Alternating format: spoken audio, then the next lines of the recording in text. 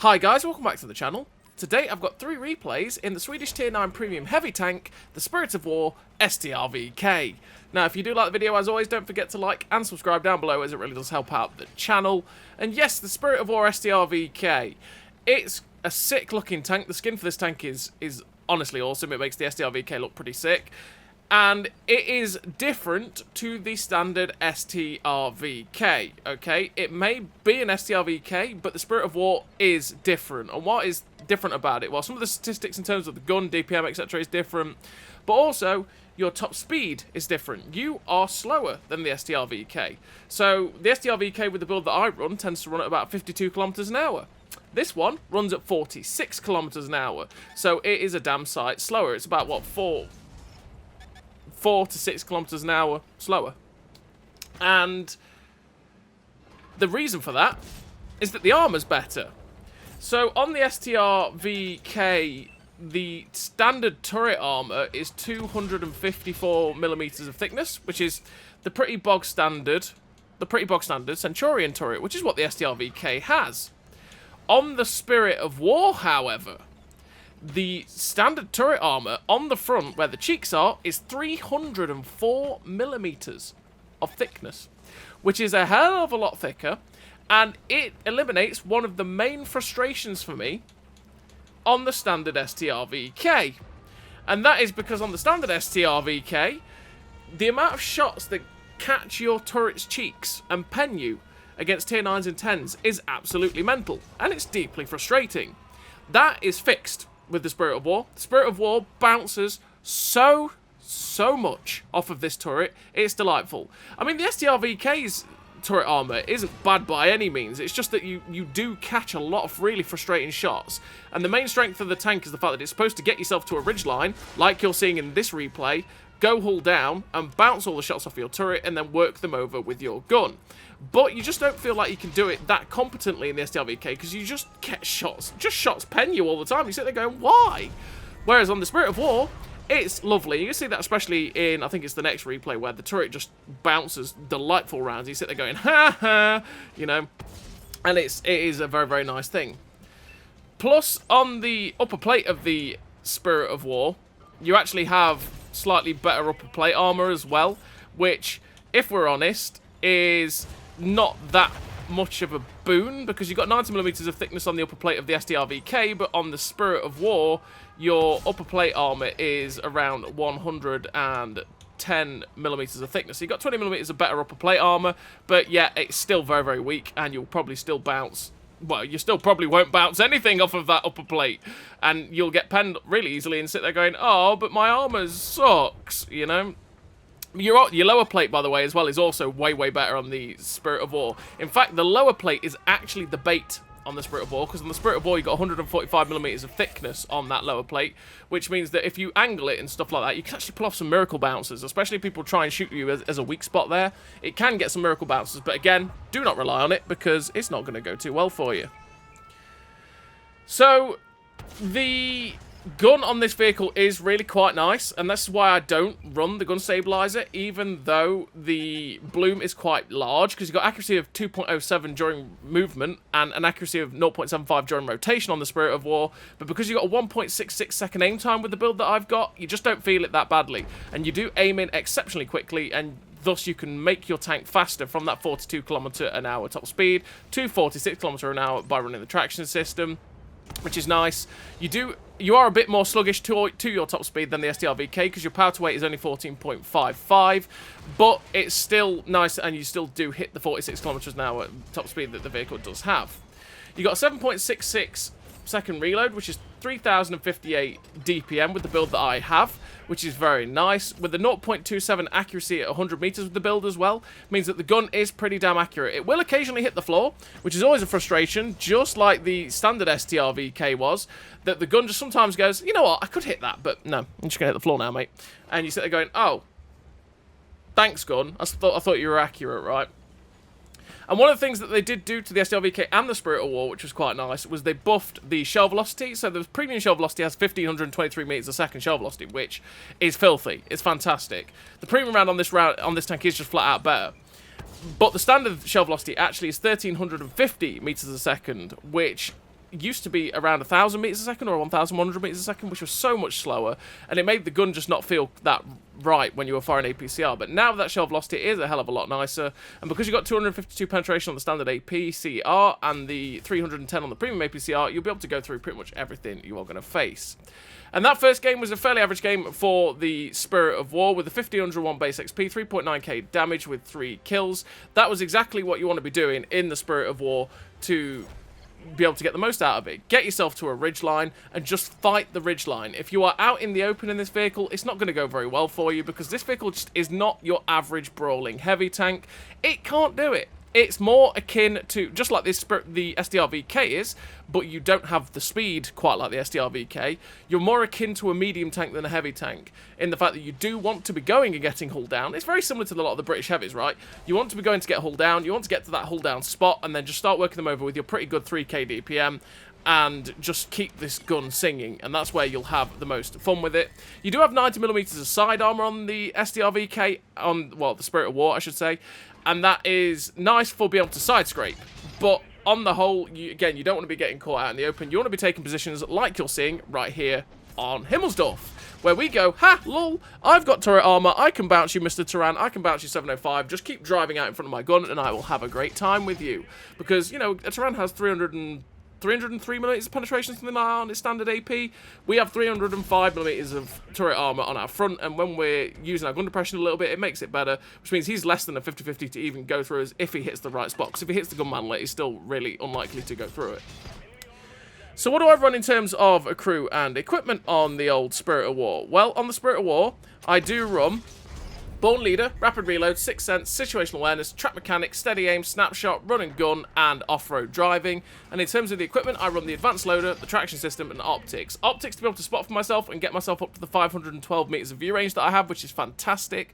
The Traction System to get myself up to that 46 km/h top speed, and the Advanced Loader to help me get that 3k DPM.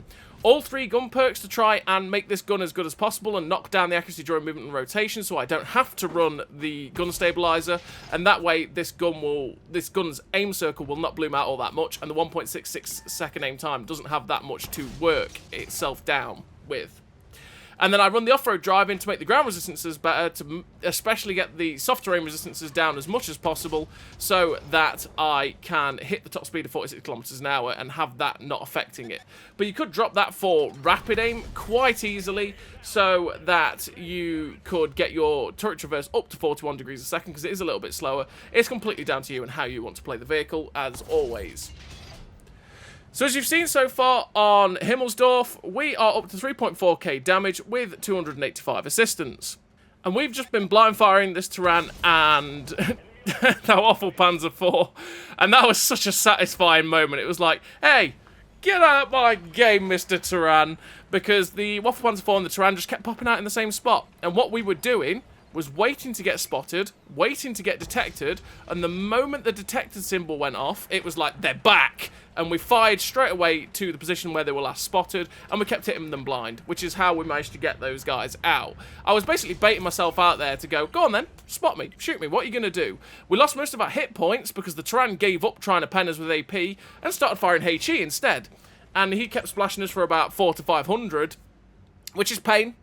But on the whole, it meant that we still managed to take the whole health of a Turan, which is always extremely satisfying, and we managed to get most of the health of the Waffle Panzer IV as well, who kept driving out on the other side. It did make it a little bit confusing at times when we were trying to shoot them both, which is why we missed a few shots here and there, because naturally, when we were getting detected, sometimes we were getting detected and going, oh, the Turan's back, firing to where the Turan was, and then it was actually the Waffle Panzer IV. But the Waffle Panzer IV was always going to struggle to pen me while I was hull down, whereas the Turan was obviously splashing with HE, but more often than not, also, if he loaded heat, he might actually go through the turret front, so it was a bit more of a pain. So we really wanted to get rid of that Turan, and that's why we did it. But you saw the effectiveness of the STRV, well, the Spirit of War, I should say. The STRV-K couldn't have done that, because the Turan would have gone through the turret front.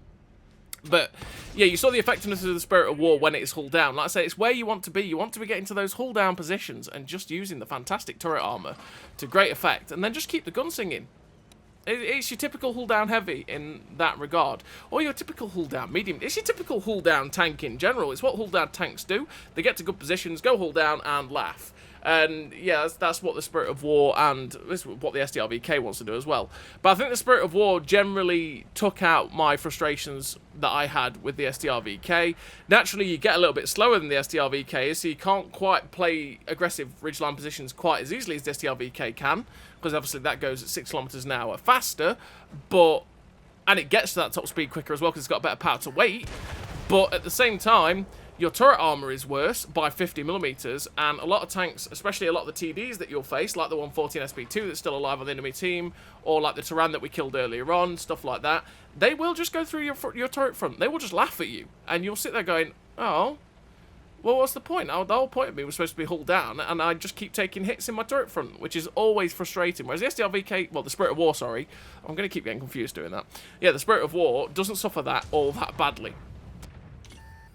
So, the IS-32, he fires his double barrel, which means he's had a lockout of 5 seconds, and then he's going to be reloading. So we're just going to go put the pressure on.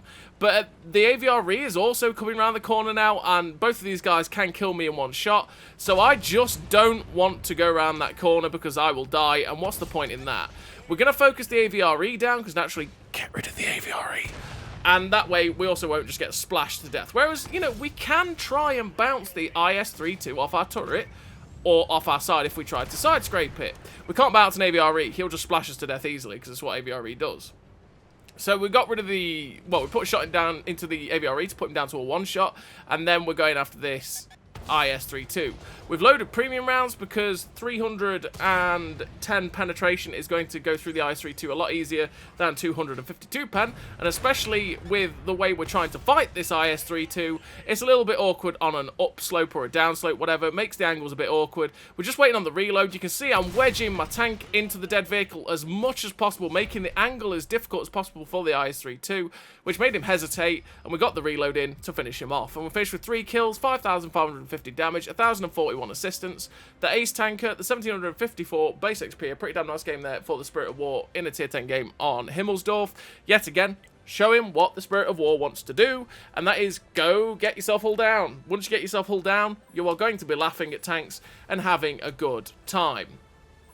So we're on to the third and final replay of this video, and we are on this map, which is Thankyou Ridge. And on Thankyou Ridge, I accidentally switched myself to the compass map. By the way, if you wanted to know, you can switch your map mid-game quite easily without ever having to go to the settings. If you hold your, not menu button, but the opposite button to the menu button on your controller, if you're on Xbox, I don't know what that would be for PlayStation. The one with the 2 squares on, anyway.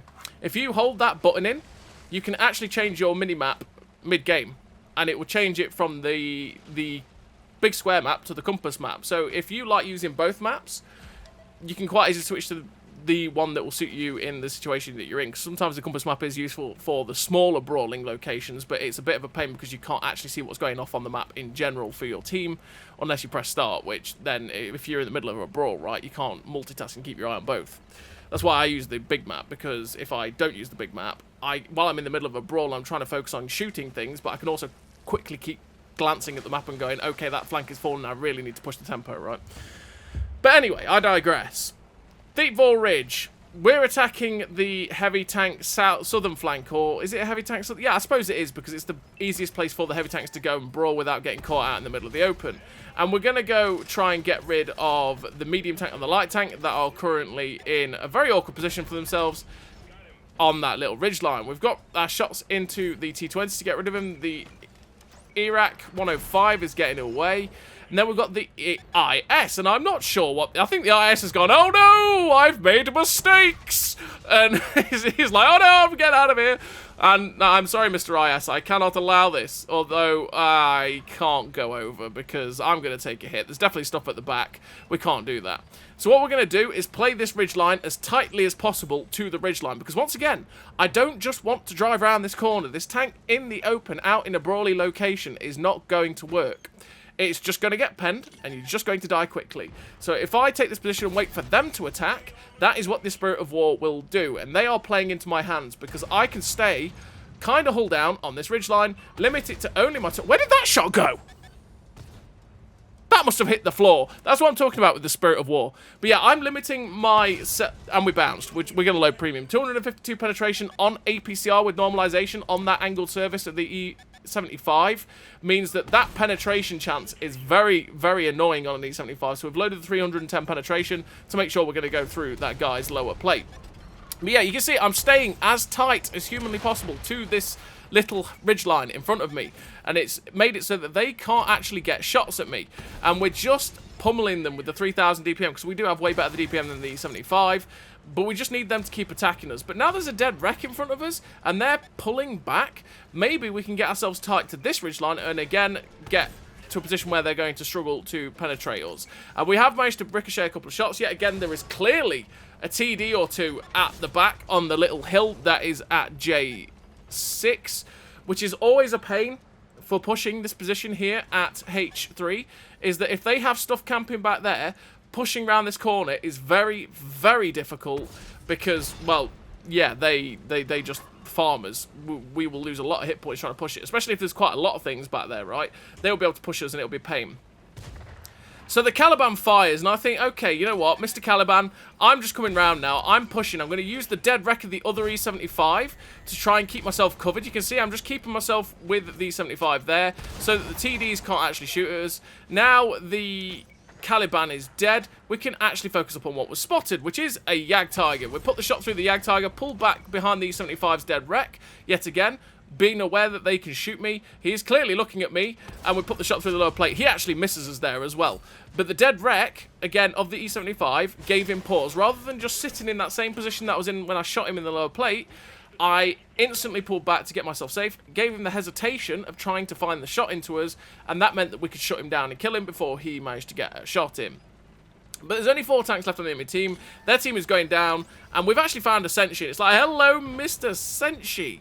What are you doing here, buddy? I want to say hello. So we're going to go hull down on this ridgeline, go for the tracking shot.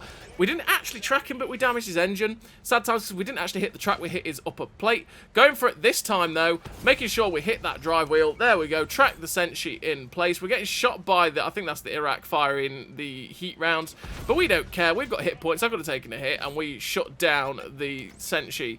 Now going for, well, okay, we're not going for the 3090 anymore. He got blown up. There's only the Iraq 105 and the Emil 1, but they're both getting absolutely wrecked by our team, and there's probably no hope of me ever getting there to get any more damage. This Spirit of War does look sick. Honestly, the skin for this Sabaton Spirit of War it just makes the STRVK look absolutely incredible. But yeah, anyway, I digress again. We're finished with the victory. 4 kills, 6,031 damage, 983 assistance. The ace tanker, the high caliber, the sniper, with the 1784 base XP. A really nice game for the Spirit of War there on Thieveball Ridge. Pretty good matchmaking for it, though. And yeah, it was a really great time for it. That's the Spirit of War. It's an expensive tank, but at the same time, it's a pretty nice tier 9 hull down heavy. I say, don't expect this thing to go brawling, because it will not brawl. But if you like to go hull down in vehicles like this, it is a pretty good time. It's just 16,300 gold. Is a hell of a lot of money. So as always, everybody, thank you very much for watching. I'll see you next time.